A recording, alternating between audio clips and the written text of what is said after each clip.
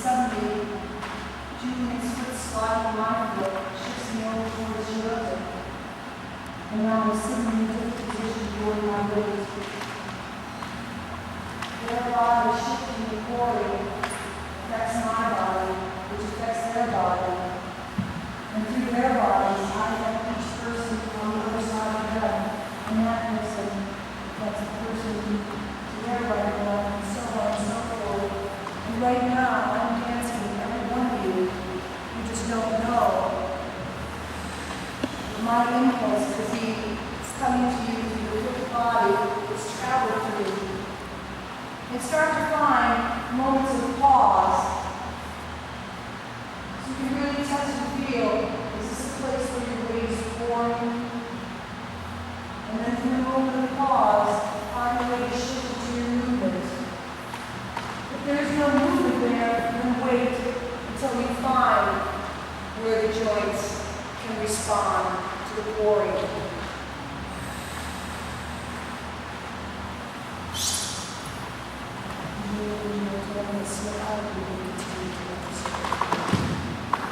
And this is your first dance. Make it smaller and easier than you think it should be.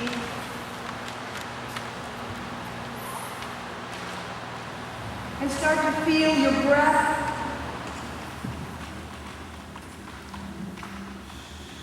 And the sounds of the body shifting to the floor. And start to recognize the song in your body, the shifting, the folding. If you were a musical instrument right now, I would hear you playing a very specific song based on how your body feels, who you are as a mover. And remember to visit moments of silence in your body so that you're not always moving, but that sometimes you're feeling where your core and weight is happening.